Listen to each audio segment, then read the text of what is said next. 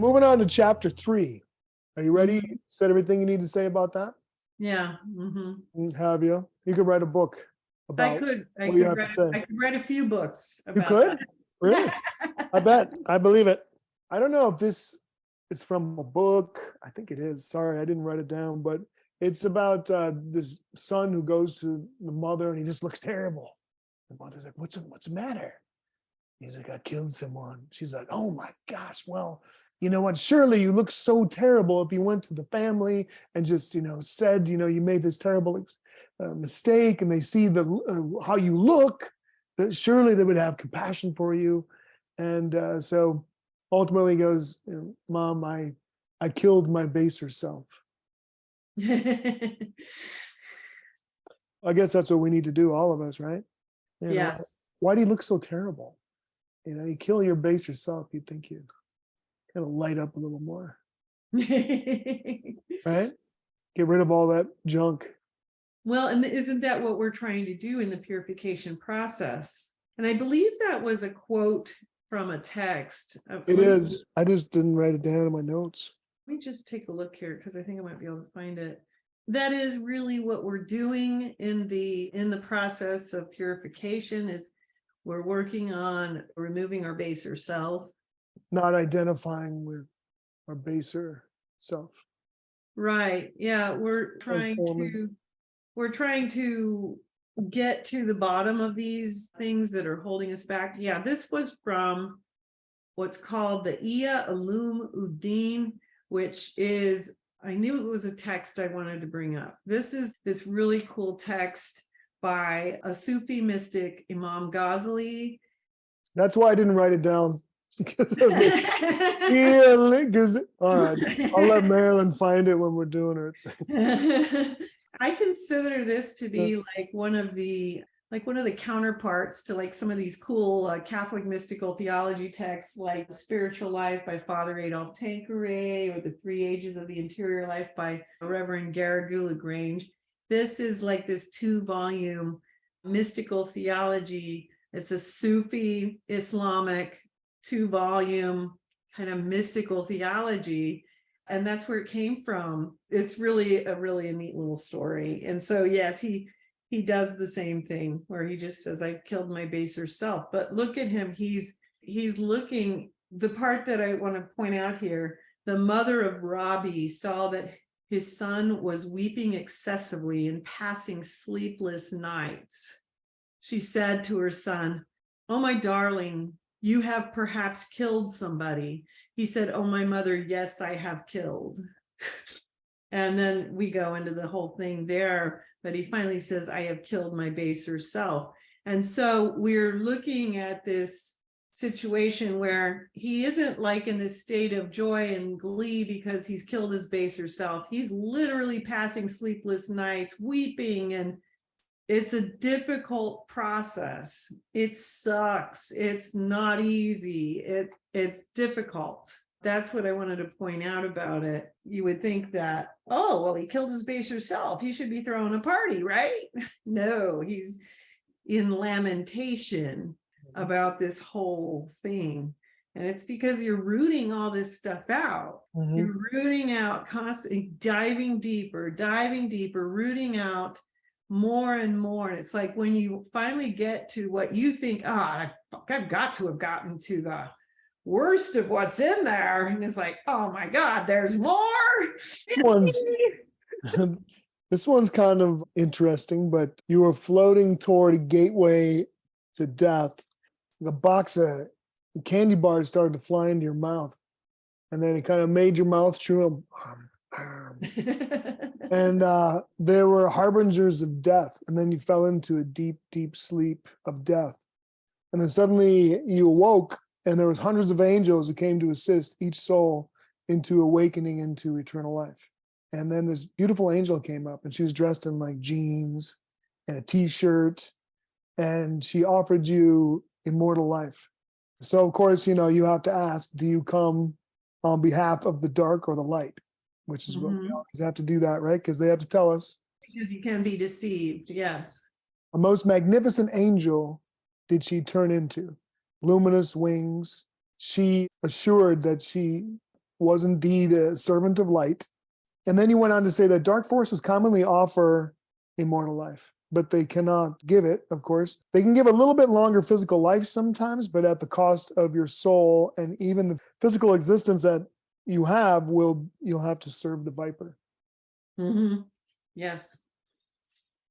Yes. And what will happen when you make these, you have to ask this question when you have this experience, because what happens in spiritual warfare, first of all, Satan will come as an angel of light. We've all been told that. There are eternal laws about this. So if you ask either the questioner, do you come here on behalf of the light? Do you come here on behalf of our Lord Jesus Christ?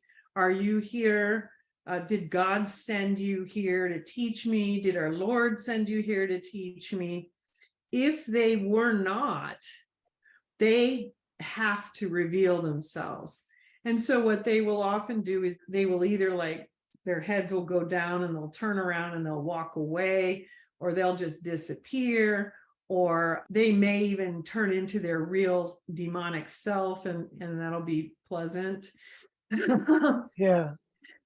If they actually are there on behalf of the light, then they will show you in some beautiful, magnificent way that they really are. And I remember another instance too, where there was actually a great celebration because I asked, because it's so important that we do the discernment, because you can be deceived, and you are deceived many times. There were many times that I had apparitions. Even I remember one time the dark side came and tried to imitate the Blessed Mother, and it really felt off, but it still looked like the Blessed Mother. And I said, are you really here on behalf of our Lord Jesus Christ? And it twiddled and tweaked and it turned into something else. And I was like, that isn't what I thought.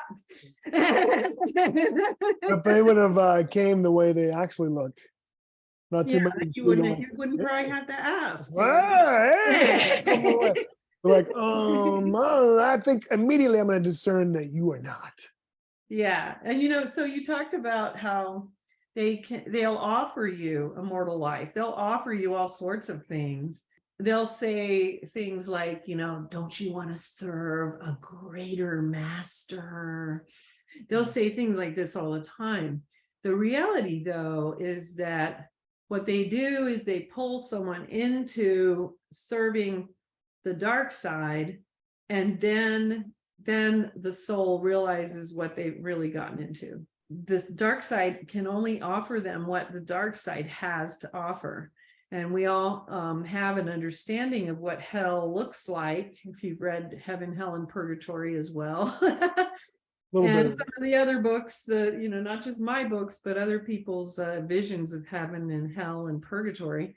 I had an experience like shortly after we started working together with projects like this, but I found myself in this place and it was kind of dark. And then in the middle, it was almost like a little arena. And in the center was this guy, and there's this big red beam of light that was really impressive, just going like, and it was like really like strong in that place. And then this lady kind of comes up to me and she's kind of like, would you like to, so I can't remember what she asked me exactly, like be a part of this or learn more about this. And I'm like, I don't know. Why don't you email me? And she's like, what? Yeah.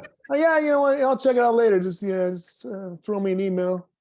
And she's like, because I didn't know what it was. I'm like, I'm not gonna go like, yeah, sure. It's a very impressive red beam of light, It's like, no, man, I don't know who you are.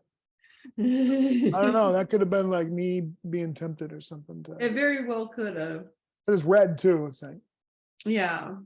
And I would normally say that a lot of times the red lights are from the dark energies, but there are also, like I've seen certain saints, there will be like this red crimson that's very, very holy. So it's not like totally cut and dry that anything that's red, but It felt more like Star Wars kind of. yeah, like the dark side type red. Yeah. Yeah, it was even like a lightsaber, but very big and long and going up the sky and impressive. Mhm. But yeah, Yeah. I felt like I was, yeah. But a second ago you made a little, is a quip? Is a quip like a joke kind of? Yeah. It's where you like when the demon presented himself and you said, and that was pleasant, right? So what you got into trouble one time with your sense of humor in the spirit world when somebody was talking about, how about the brotherhood? And they're like, yeah, like, do you know the brotherhood? And you're like, yeah, I know the brotherhood. Like, but you were talking about, brotherhood Brotherhood of Light. of Yeah. light, and they're like, oh, and they took that moment to take you to this Phew. dark, dark place. Yeah, and they were talking about the brotherhood, this dark brotherhood, and it took me into this spiral through this entire demonic temptation and satanic awful crap. It was terrible. And yeah, and I was just like, yeah, brotherhood, cool, yeah, whatever. You But we have to be careful with sense of humors. And so we're like, what was the last thing we were talking about? Oh, the servant of light. Oh yeah, it's so discerning, right? Mhm. Uh-huh. And then there was a test. You were at a camp and you were to determine like who was alive and who was deceased. And there was a mirror. And the mirror kind of showed like who bared fruits and who didn't.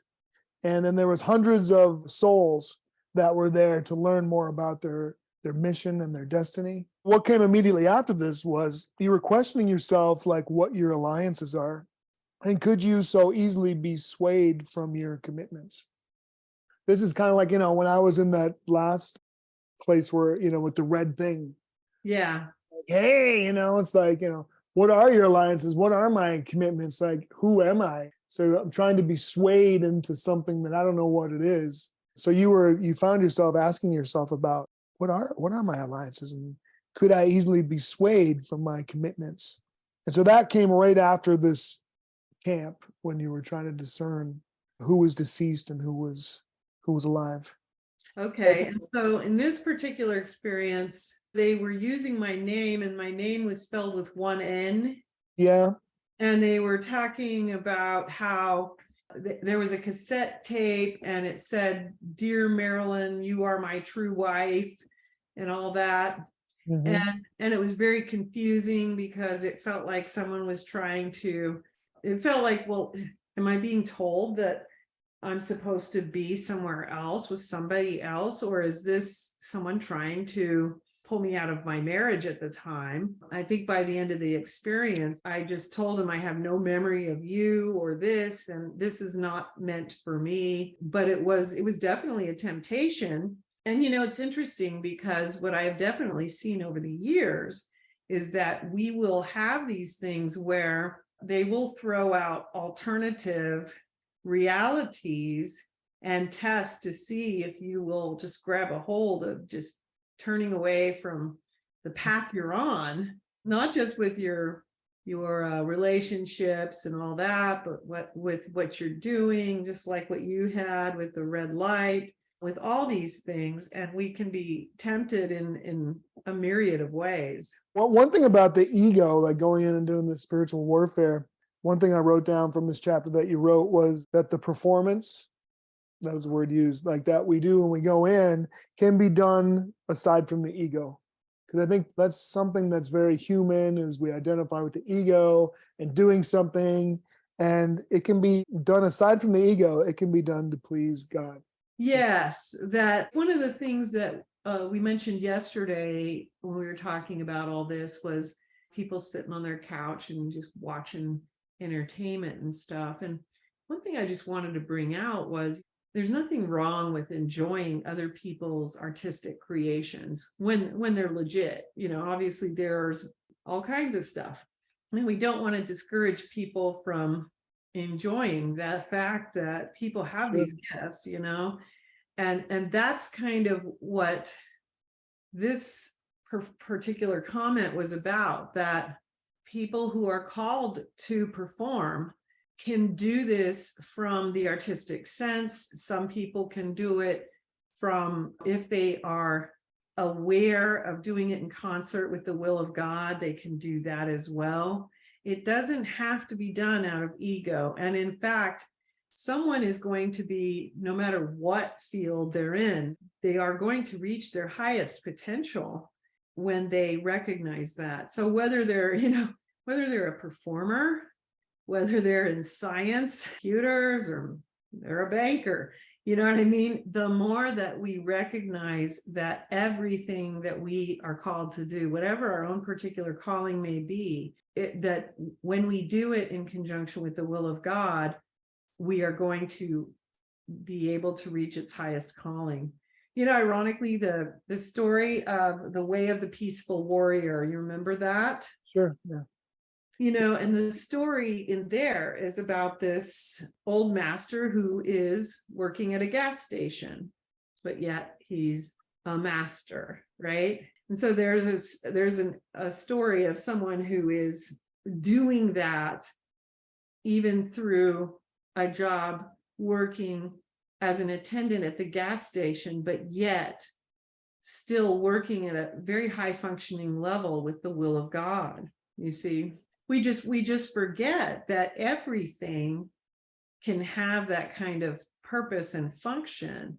We think that it has to be only certain things that we classify as having importance by our physical world parameters. And that's just not the case. If that were the case, then shamans and Aboriginal medicine men and all the different people that we know exist in the world who live in the wilderness and no one knows about, the Tibetan holy men who live up in the Himalayas, they wouldn't have any purpose. But they do, because it isn't determined by any of those parameters. It's determined by this union with God and union with God's will in each individual life. In regards to darkness, there's three things here. Sometimes minimizing darkness allows it to become maximized in society and ourselves. And then also ignoring it allows them to attach energy. And then oftentimes victims can minimize what a perpetrator has done to them, opening the door for them to continue their destructive acts. Exposure of the darkness is the only avenue of reproach within its confines. It's unfortunately the truth, and it is a pattern that we're probably going to continue to see in the earth, because perpetrators have to minimize what they're doing in order to keep doing it. Victims of stuff like that, in order to be able to stay in relationship with people like that, often have to minimize it in order to stay in relationship with that kind of situation. It's a catch-22, and it's a continuing thing. But what happens then is, because of the minimizing of what it is, it allows the perpetration to get worse and worse and worse and worse, because as long as you're minimizing it to the perpetrator, in their mind, they're going to believe that. That's their permission to. Yes. And so it's a self-defeating process, even though the reason why this happens all the time makes perfect sense, because people are trying to figure out, well, how are we going to forgive and forget, move on, try to go forward? But the problem is that when you have situations that involve real harm, if that real harm isn't recognized or acknowledged by a perpetrator, that perpetrator very often will go to the next step. And then over time, that's going to continue to go up and up and up and up another step. And, 10, 20 years later, you don't know where you're at. So by not exposing the perpetrator's acts, then in a way you're not helping them to evolve. Right. And what exposing it means, whether that means, it means a lot of different things. It doesn't necessarily It depends, there's so many different circumstances that we could be talking about here, Sure. and it's a difficult, because we are talking kind of in a big generalization right now, but yeah, it makes it so that in the perpetrator's mind, there is a certain level of what's the big deal? I thought that was fine. So let's step it up a notch next time. Mhm. And then the same thing happens because that's the natural course of events. Okay, let's let this go. And it continues. And whether that's with the same person or with subsequent victims, 10, 20 years down the road, that can end up being something very different. And so you've got to deal with the fact that not calling a spade actually sets us up the situation for things to escalate. What would you say to like an atheistic person? Let's say you were on a spiritual mission where they were using their intellect to try and make spiritual people seem silly. I don't know if you're saying like in a mystical scenario, because Yeah, again, it would be infused by the Holy Spirit. So I don't know what I would say. sometimes atheistic people may try to make spiritual people seem silly because it's illogical. Well, And they always do. And I don't know that there's really anything that I would really even go out of my way to try to say, because okay, I understand. because of the fact that there really isn't anything that you can say to someone like that has any effect generally, unless it's infused at the moment. So So there's for me to no just come up opening. with something from myself would be kind of like whoopee-doo. Now, if I were in a scenario when I was mystically called in and it were infused by the Holy Spirit, then it would have impact, because God would inform what I were to say. And so therefore it would have impact, because God knows what they need to hear, whereas I don't, Right. But the thing to keep in mind with that is that there's an old saying, I'm trying to remember how it goes, but it's basically that for those who believe, let's go with the other direction. For those who don't believe, no explanation is enough. For those who do believe, it's already self-evident, you know what I mean? But that's true. For those who don't believe, there's no explanation that's enough. So it's not like there's any magical thing I can say that's going to make an atheist believe in God or believe in mystical experience. What'll make them believe is if it happens to them.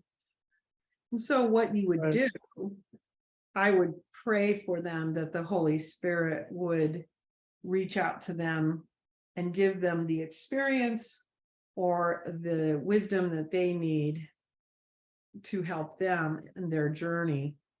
But basically my experience has been is that people experiencing it themselves is still the best thing. I still remember a friend of mine who passed away about 10 years ago now, who didn't believe in any of these things, my mystical gifts or whatever. He was a husband of a friend of mine, and he really didn't have much interest in spiritual things. And he became sick, terminally ill. And I remember the day that he came up to me and he had this very serious look in his face. And this is after years and years of us being friends and him making fun and mocking and all these funny things, and I was just like, yeah, whatever. He comes up to me with this very serious look in his face. I've got to talk to you, Marilynn. I've got to talk to you. And I was like, well, okay, what's going on? I had a near-death experience. Mm. And he said, I had this happen, and all these very traditional Catholic images and symbols were in this experience. And he ended up actually converting to Catholicism shortly before he died. Oh, wow. And the only thing that did anything for him was that he had this experience himself, and it completely changed him, in an instant. And so, I don't really think we have to prove anything to anybody. We just kind of let God, that's the Holy Spirit's job. Well, I brought that up because you talked about, in this chapter we talk about atheism somewhat, lukewarm people who follow their own desires rather than Okay. rather than God's, right?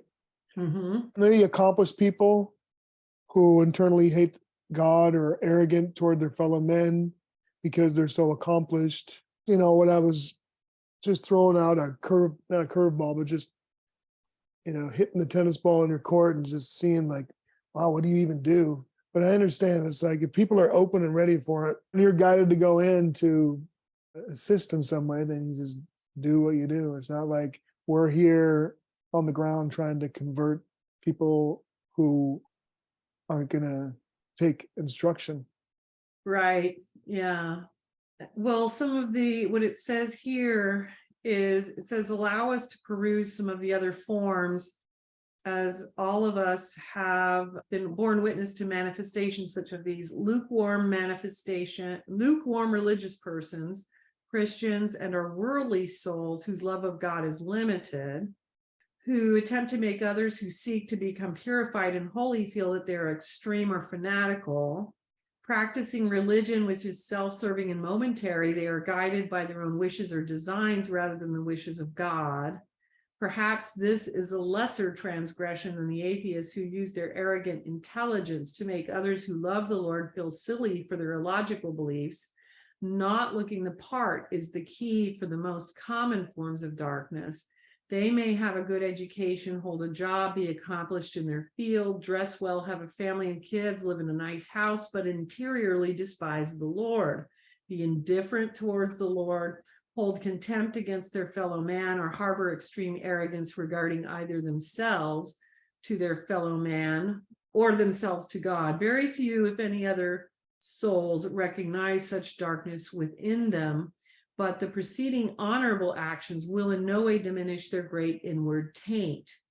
So looking within energetically, you will be able to know the true status of the soul. So again, here's the energetic truth. This is how we are shown what's really going on. Many souls bear upon their foreheads the sign of the viper, but to the outside world appear to be good people. And let me state unequivocally that for such souls, this appearance of goodness to the world will in no way hinder their projection into their lower realms or reincarnation upon death. And so, it's kind of a harsh truth, but it's true that, even in the writings of Emanuel Swedenborg, he talks a lot about how when we cross over, that our true alliances are immediately revealed. And so, whereas in the physical world, we can appear as one thing, even though inwardly we might be another. But in the afterlife, if you are like a brooding viper, you will appear as a brooding viper in the afterlife. If you are a gull demon, you will appear as a gull demon in the afterlife. You know what I'm saying? Yeah. And so Emanuel Swedenborg writes a lot about this, and it's really well written from his mystical experiences as well. And so this cover that we have in the physical world is taken from us in the afterlife. And so we are sent to where we're compatible after this life, not to what we may try to project to others as to what we are. And so it is very important that we are honorable and true to ourselves and to this process of, who cares what other people think? We want to be standing in a good position with God, and that's an honest position. Even if it has to start out with, these are my vices, let's lay them out. Even if you are a brooding viper in the beginning, even if you have the gull demon, I certainly did. Even if you have, I had all this stuff with gossip. That's why it makes me cringe, because it was one of the things I really got chastised about, because especially in my younger years, I was really clueless about it. And it's something that I think a lot of us really overlook. The sins of the mouth. There's some good books on that, by the way. One is called Echoes in the Heavenly court by a rabbi called the Chofetz Chaim. And it's a great title, isn't it? You know, it echoes in the heavenly court. And, and there are a couple of books that are on Lashon Hara and Recluse, which are the laws of slander and gossip and proper speech, according to the Jewish teaching. And these really helped me to recognize and identify these things. But being honest with yourself and being willing to stand in the rowboat with your own demons of your own commonness, and be willing to be honest with yourself so that you actually do what needs to be done to remedy that. It seems like the first step, really, almost, to just be honest with ourselves and where am I at? Exactly. Where am I at? There's What's the reality? Don't be afraid to look at it. And yeah. don't be freaked out when you see it, because we're all there in the same boat. I found this little book, like that same boat, Brian. So you see the boat. The boat. And so I found this little book. It was about the 7 deadly sins, right? Mm-hmm. And then so I just looked up synonyms for all the different sins, and then I looked up like the opposite of them, right? The antonyms and stuff. And so I got like some insight because I looked at them in a little different way. But to me, it's like, that's like a starting point almost. It's like on our journey is like just to say like, okay, so what's going on with me? And how do I feel about, because when I wrote down like 10 synonyms for one of the sins, then I go like, oh, well, if I use that 9th one I wrote down, I have this in my life and this is where I've done it. And so, I did some writing on it, some journaling and stuff like that. And that seemed to like give me some insight kind of, somewhat. We can only be so aware, I guess, of what we have. Well, it helps us to identify it, and then we become more aware of what leads us to it. We find ourselves doing it less. We still catch ourselves making the same mistakes, but we start hopefully making it less frequently. But every time you do, what do? You pick yourself back up and you start again. Mm-hmm. Because you are going to fall. We all do. So you just do it again, To fall is human, but to get back up is angelic. Yes, exactly. You found yourself in this battle in the spirit realm. And then you're like, holy man, this is like you're battling a lot of demons. And then you looked around and like, oh, good. I got a whole bunch of people here that are going to help me, a bunch of souls. You realize that they weren't conscious in this realm, that they were lukewarm. And then you found that you had to protect them because the demons were targeting them. So it's actually made it even harder for you. And then St. Jude showed up with a green cape to like help you to protect the lukewarm souls while you were doing this battle. But what came to me was you wrote this thing and said, those who seek the Lord need to become energized by his hands so that they can be of use, right, with spiritual warfare, because these people weren't energized by his hand. They couldn't do anything. And in fact, they became a bit of a hindrance to you, because then you had to, take your focus away from doing the spiritual warfare to help them. Right. And one of the things that I was shown in that and a couple of other experiences was just how many souls, they're willing to take on the name of Christ, or they're willing to take on a faith, but that's as far as it goes. So they don't actually enter into the battle of the soul, And so, they do kind of become kind of little helpless beings there. And people need to realize that there's more to it, that we do have to take it further. We have to go further. We can't just sit there at the entrance and say, do it for me. We have this idea that it's, I don't know, that everything can be just done for us. We do have to participate in it. There's a saying that God can bring about your redemption without you, but he won't.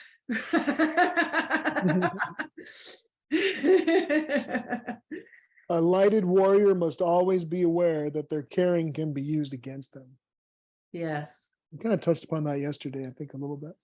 Well, what can happen is you have to be always aware of the fact that this is a tough one to actually get across in a simple thought, but people will take good intentions sometimes, and demons will do the same, and they will use it against you. So you have a good intention, or you're trying to be kind, or you're trying to give somebody the benefit of the doubt.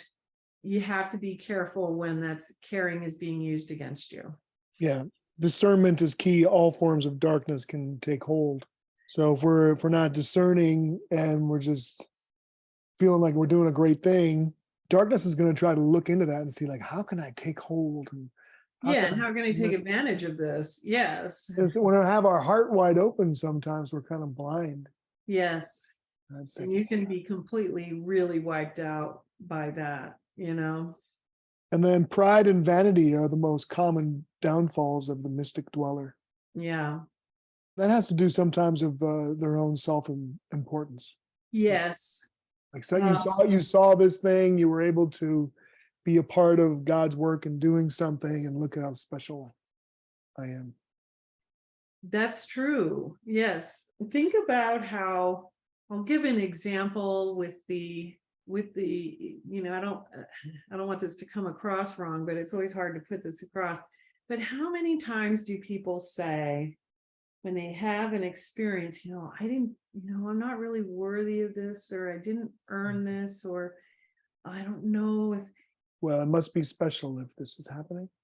I must be special if this is happening. And some of that comes from not realizing that this has been happening from the beginning of time. And so it's new to them, but they're thinking that this only happens to chosen souls. They're not realizing, no, this means you're awakening, and that this is not a sign of predilection. This is a sign of you are awakening, and that this happens to all human beings when they are awakening.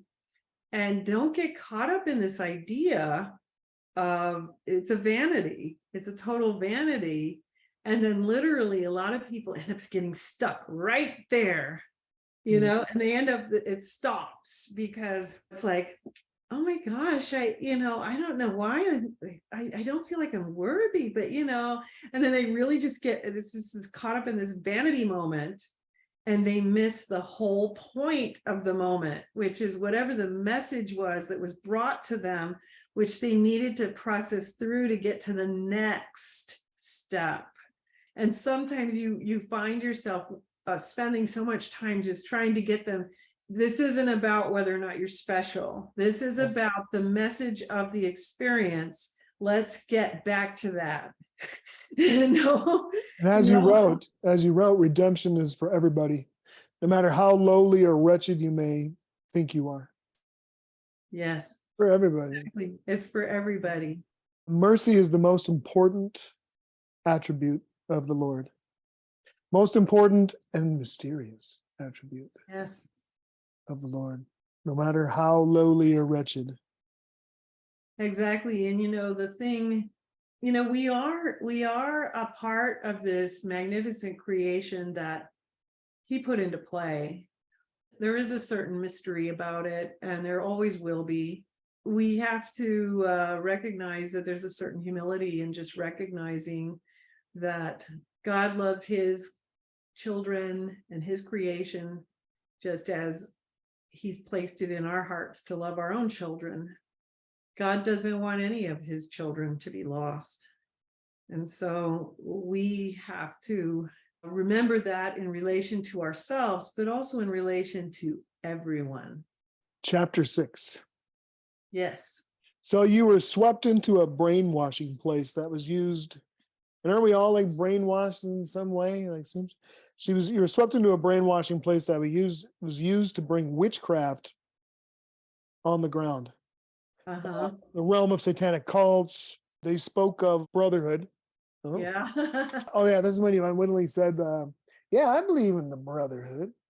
You were able, by saying the Our Father prayer and Hail Mary, to get yourself out of that. But The biggest one was Christ crucified in that one. brainwashing souls into false doctrines, they specialize in energizing the spirit's fall from grace.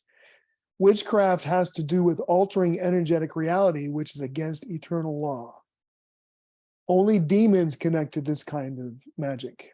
And also, the self is really the divine element within. And many people think that their desires are the self. That last part wasn't connected to the rest of it. I guess that was the next thing I was going to say. That was part of it. Okay. That was part of that experience where there was this misunderstanding about what the self meant. And, there were a lot of, Oh yeah, this is where you get into a whole bunch of prayers. The Holy Mercy. Holy Mary has the power to crush the serpent. Our Father is a prayer of exorcism. Jesus, Mary, I love you. Save souls was very strong. If you become fearless in their torture, it cannot enter you.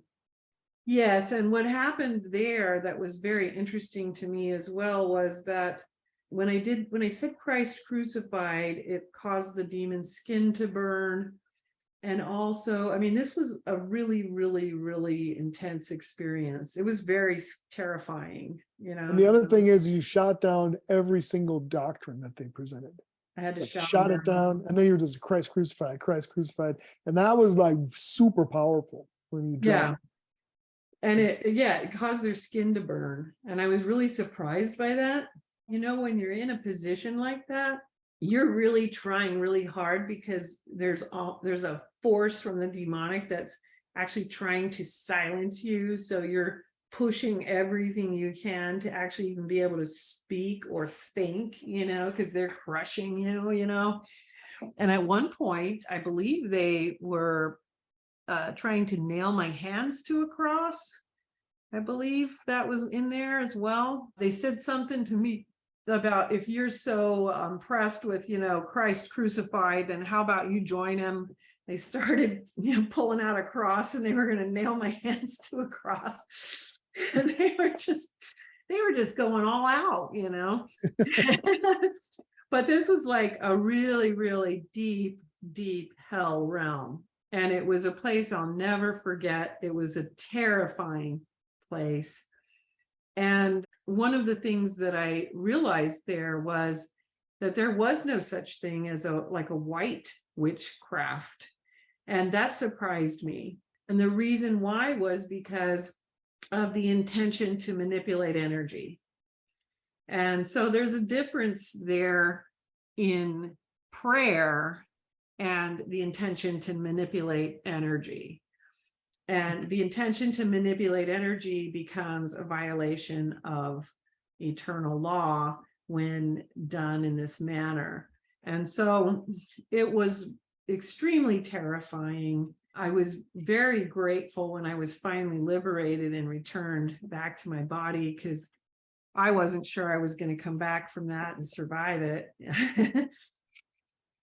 But, there was this understanding of, one of the things they talked about was the misunderstanding that some souls had about the self. Like some New Agers believed that the self was their thoughts, their ideas, what they wanted, what they craved, whereas the self actually referred to the divine element within. And that was actually more the correct definition of what the self means when you're speaking of it from ancient Vedic texts and things like that. But, we do have these concepts that do get distorted or mixed up in, the way people understand them. And then they can become demonic doctrines. So people can take this idea of the self and it just becomes, selfishness, basically, rather than we're talking about the divine element within over here, and now it's selfishness. And so you can see how the demons were able to distort a real thing into something that's totally false. But yeah, I was being tortured, tormented the whole time. And Christ crucified, when you dropped that, they were like, oh. Yeah, they really were. And so that's a really powerful prayer to use. A lot of people have sent me emails saying that they've used that themselves when they've gotten pulled into warfare. I remember when you were in the gateway of the initiates. Hmm. It says a warrior adept, but somewhat self-satisfied, made you vulnerable to the dark forces. Was that you that were self-satisfied, or the invisible specter that was trying to track you down and find your cell where you were staying? The warrior adept. Yeah. Are we talking about a separate experience now? You were like an adept, and there was a cell, it was like a regeneration. Adepts were being energized to higher Yeah, station. that's a different experience, but yeah, we can go on to that one. That's the one I was trying to do, but I didn't know what it was called. If it was that place where you went was the gateway of the initiates or the hall of the initiates, or neither. Looks like I wrote down a gateway of the initiates. Yeah. So it says like as a warrior adept, you were somewhat self-satisfied, like, whoa, great, awesome. And it made you Yeah. vulnerable to the dark forces. And then there was an invisible specter, and it was like chasing you down these halls, and they were like in a cross-legged, like in a meditative, and just like floating in the air, and had some psychokinesis and other powers of the mind, and was trying to track you down to where your cell was to try to erase your memory and take over, Take my spot. Yeah. take your spot, and then try to infiltrate. Yeah. Infiltrate the order. Yes. And so what I had to do was I had to make a sacrificial decision, which would involve me giving up my spot so that he would not ever find it. But I ended up getting back in anyway, which was kind of surprising, honestly. I led the satanic specter out of the tubes, because they were tubes. There's these tubes that had all these cells in them, where the warrior adepts had their little cells. And the satanic spirits would sometimes try to come in and follow a warrior adept and take their place. And then they would try to infiltrate the order. If you were in that position, you had a couple of options. One was you could stop at your cell and then have a battle right there, but then they know where your cell is. And so that's kind of putting the whole order at risk. Or you could pass your cell and then they never know where your cell was, but there was a certain eternal law that if you passed your cell, you were giving it up. So I chose to pass my cell to protect the order. So I passed the cell, and then at some point, for some reason at the end, and let me see if I can find it, there was something that occurred where after the battle and everything had come to pass, I was allowed back in despite that.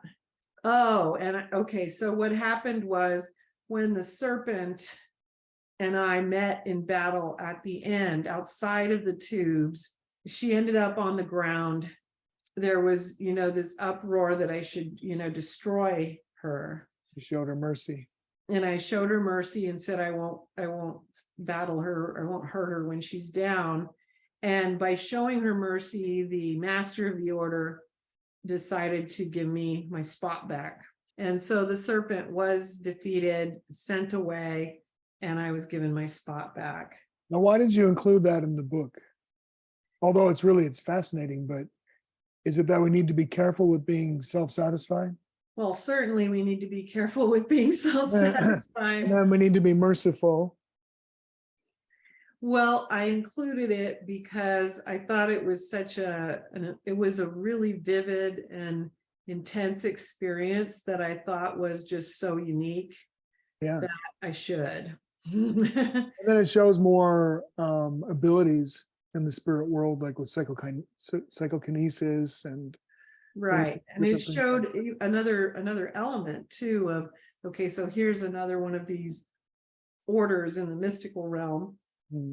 And we've talked about how you can have all these different ways that you exist in these other worlds. We also need, you wrote, a demon was to try and give you false information about the mystical and thwart your spiritual mission. Kind of like that experience I had with the red light, I think, right? Where it's like they're trying to do something to thwart my spiritual mission. I guess that's what they do pretty much all the time, huh? Yeah, they do that. Yeah, for sure. You came across a pocket of darkness that was needing seeding in the light, and there was an energetic barrier by Satan and reinforced by souls on the ground, unaware of their alliance with the ogre. And then you yelled, Lord Jesus Christ, Son of God, Archangel Michael, destroyer of demons, allow us to pass through this demonic gateway. And then when you got there, many of the people were filled with green sludge. St. Michael just said, no. You guys were able to enter, but not see the light yet because free will is a powerful thing and they weren't ready for it yet. Right. And so what you wanted to do was like almost like, well, let's try this. And it was like, no. It's like, nope, they're not ready yet. It's just, we got to blow out of here. Yeah. Yeah. And so, yeah, this is one of the things that can be very surprising. And sometimes, you're kind of bombed because you're like, you're ready to rock and roll. And it's like, okay, well, they're not. And There was a legion of dark reptilians with bat wings coming towards you in another instance. And the attack felt like it was coming from within you, although it was clearly outside of you. mhm. So what do you make of this experience? Does it seem like sometimes things, attacks on us are coming from within us? They can definitely feel that way. And you'll notice here too, I mentioned that they came in waves of red. Oh, red. hmm I think I just told him to shoot me an email and I'll check it out later. Shoot me an email. She's so confused. What? Yes. And this one, I don't know if this was the same or but slightly before or after, but then there was a swarm of bees, but there was another one where it came. And what I do think happened here, I subsequently ended up with this heart failure, cardiomyopathy, heart failure. And I had this experience right about the same time. It was this swarm of bees and they came. And I know the exact moment they hit me in the heart and I felt it. And I know that that's when all that stuff started. And so that's one thing I'd like to point out that, it was an intense battle. It was literally a swarm of demons coming at me and I took a hit. And what's interesting about that too is that I ended up getting sick and I was sick for many years, but then I also got an unexpected healing of something that's not usually considered medically healable. So it just kind of shows this mystery, spiritual mystery. How not usual is it? It's basic. What I was told is that it's not even physically possible. I had an enlarged heart that went back to normal size. I had a thinned out heart that went back to normal thickness. My ejection fraction, I think ejection fractions can improve. They don't, so that can happen. But there were a lot of things. And I was told by other doctors who had looked at it to submit it as a miracle for the Catholic Church. But because I was on medications and stuff, they couldn't submit it as a miracle because you can only submit it as a miracle if there's no medical intervention or whatever. But these were doctors who looked at it who said, no, medication can't do that stuff. That can't happen. An enlarged heart doesn't go back to normal size. A thinned out heart doesn't go back to normal thickness. It's just not, it doesn't happen. It's not possible. Sounds kind of miraculous. Yeah. Mm-hmm. So you found yourself in a pediatric realm, and we're going to cruise through a couple of scenarios. Kind of, we'll just do it at a little faster pace, which, the pace that we're doing is great, but I know that we can just kind of get to the marrow of these experiences and then move to the next. So you found yourself in a pediatric realm, and there was a young child who was demonically possessed. And the child appeared like a madman. You were able to, through Hail Mary prayer, daze the demon, and then completely de-energized the demon. So your point was that kids can also choose. Yeah. I think that we're often surprised by that. And I think that was why it was important to share that. And, there's also been cases shared in near-death experiences of young teenagers who've had near-death experiences to hell, which also, validates this fact that the ability of children to make that kind of choice. And the devil gets no more pleasure than defiling the innocent. Absolutely. Absolutely. And that makes it even more sad. Well, yeah, and it makes us, as parents, it tells us how important our job is. And, we also have all these factors that, the karmic thrust that souls come in with when they're incarnate. But then what are we doing to help them make better choices as they're growing into this new lifetime? There was a demon that was trying to put a ring on your finger, and it was made from blood of aborted babies. Children had died on the altar of previous vices. But with a lightning bolt from an angel, you de-energize the demon, right? But what you were directed to go to a church and sit before the Eucharistic tabernacle, the Blessed Sacrament expels certain demons. So you were given particular direction to go before the Eucharistic tabernacle. I don't recall that part of it. I recall I think you told me about going to churches. Oh, yeah. Yeah, I had that happen many times. Now, this particular, the Blessed Sacrament expels certain demons. Send a stroke of lightning to the grotesque figure. Now, the whole thing about this experience was about how these babies had been murdered on the altar of greed and vanity and vice. Oh, yeah. Yeah, and it was because, we were going on the idea that children are a burden rather than a blessing, and we may pick and choose such events in our lives as we please, even if we must destroy life to do so. And that the same view, funnels euthanasia, and abortions become a sin of greed, and the future success of such individuals has been bought with blood, because someone's like, it's not a good time because my career isn't where it needs to be. And so we've put this monetary value on the success that people have now felt that they're entitled to at the expense of life.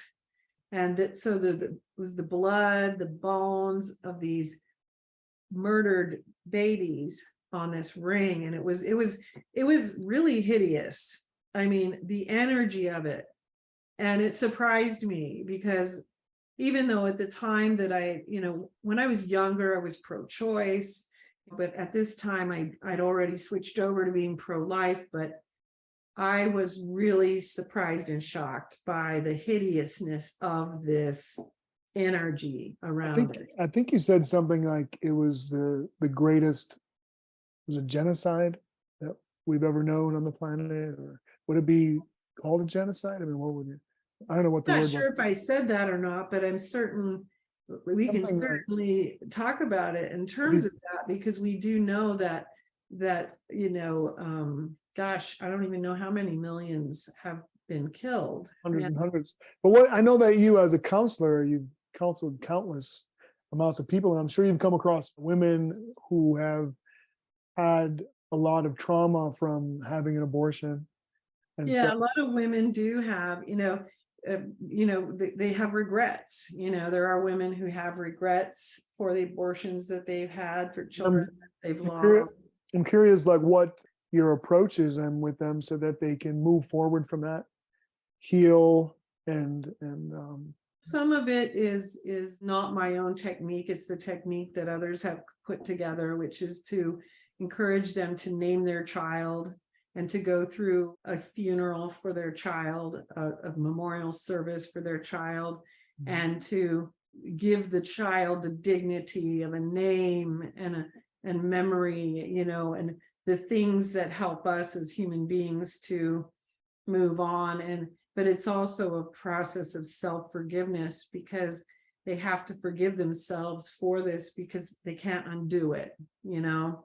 And we have to also forgive ourselves for that which we did not know or understand at the time. One of the things I've talked to a lot of women about is this, in our particular generation, about 30 years ago, we were definitely given to believe that, and so many of the women that I talked to really relate to this. It was like, this was no big deal. It's just a piece of tissue, and it was only over the next 10, 20 years that people really started to realize and think about that it really wasn't what they were being told.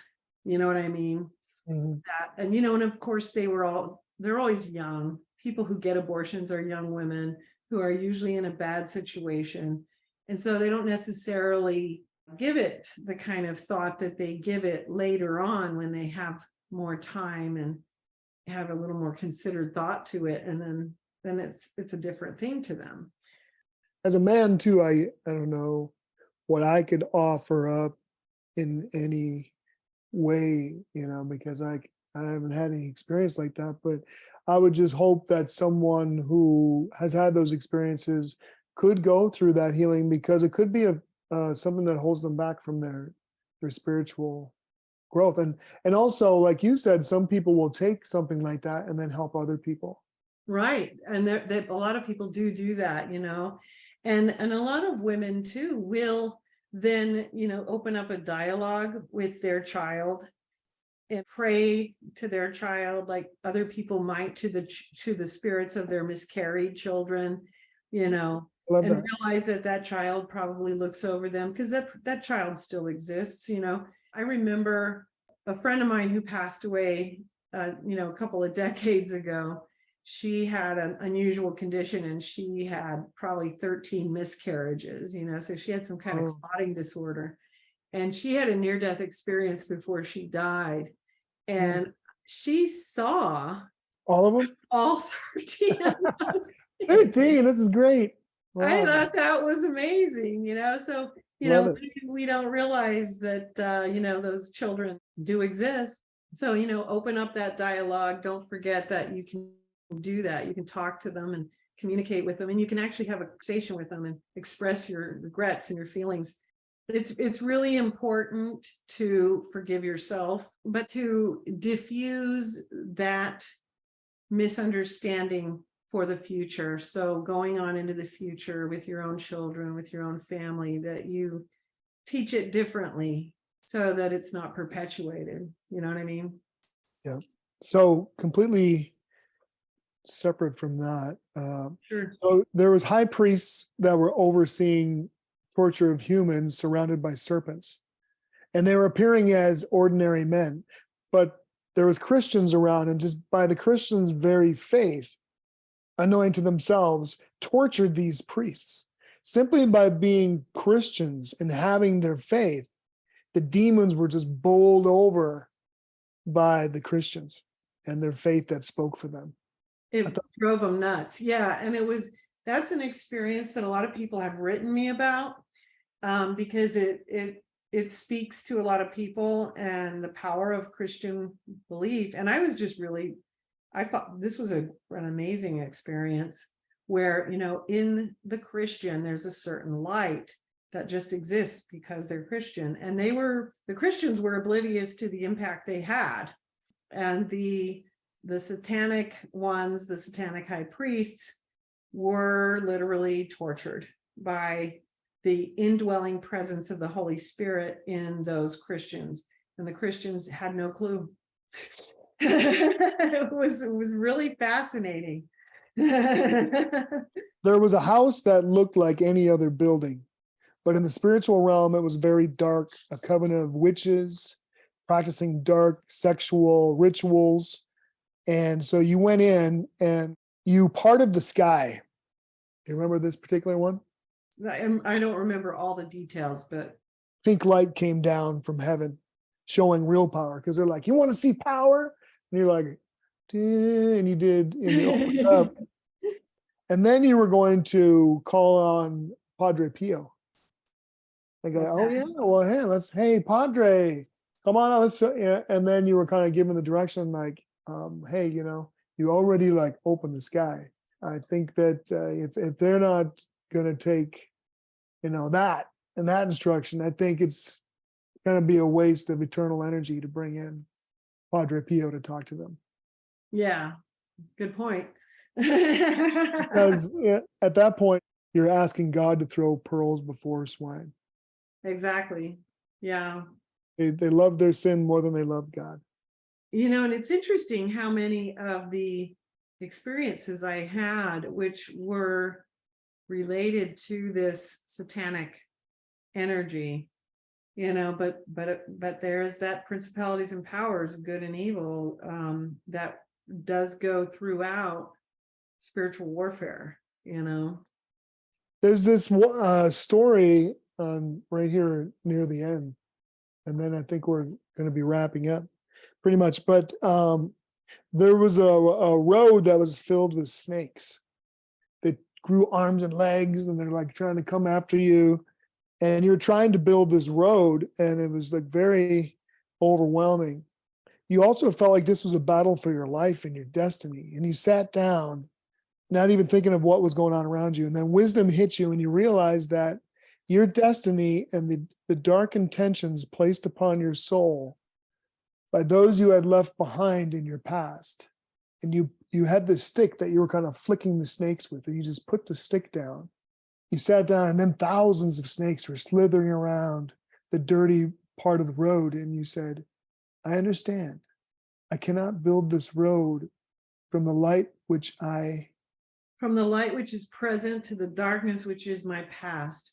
It is not I who need to build this road, but many others who have chosen not to help with this task. I'm not going to work on this road anymore.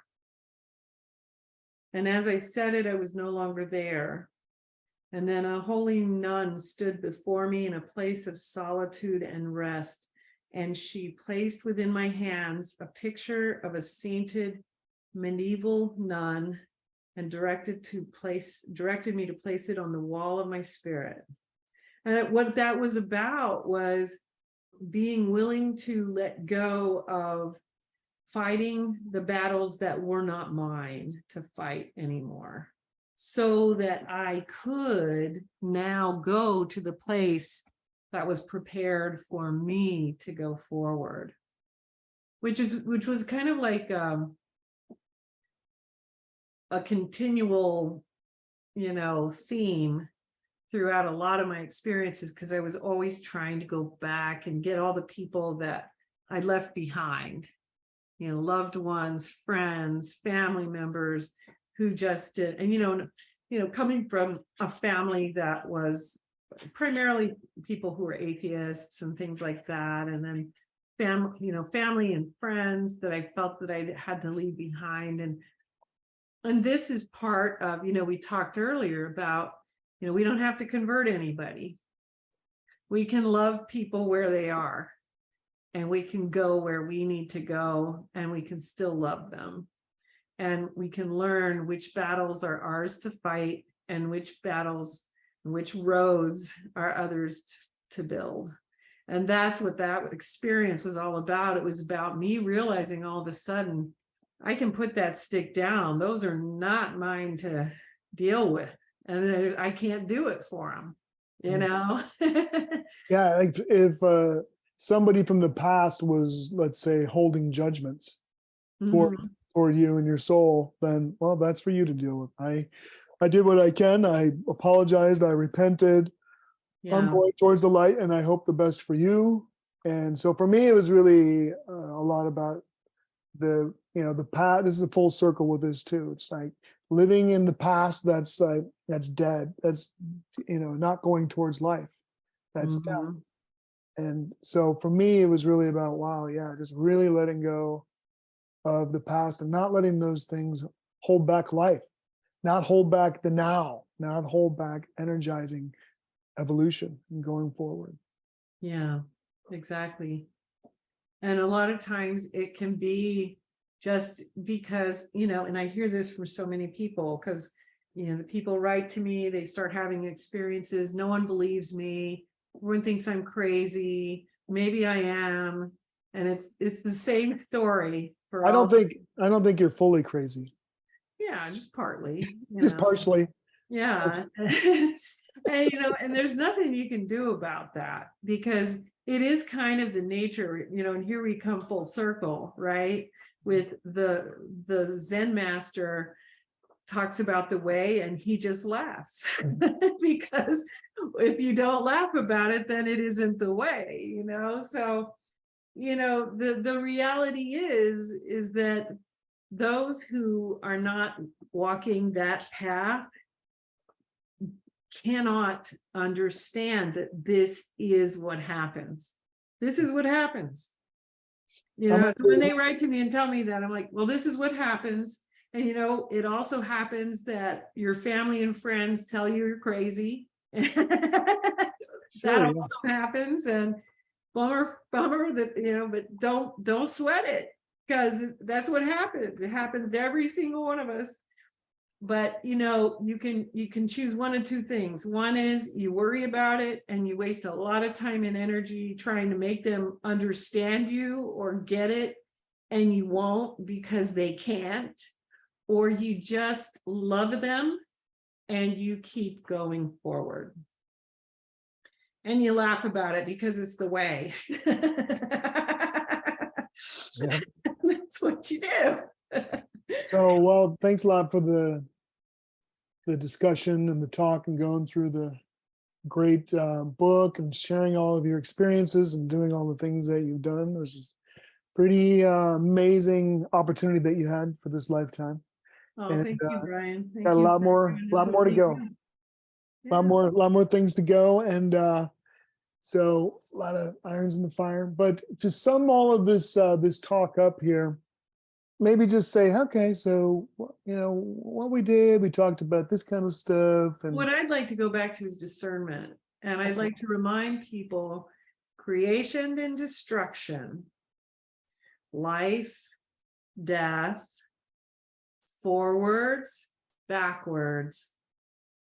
Those are the things you want to remember.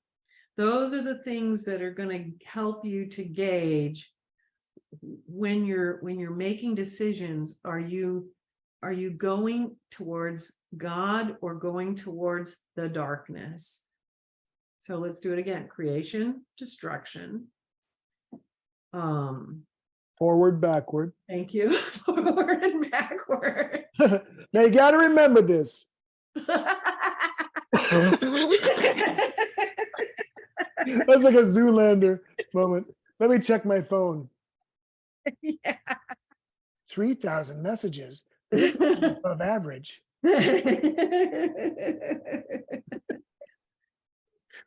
Oh, so we got our forward and backward. What was the other one, Brian?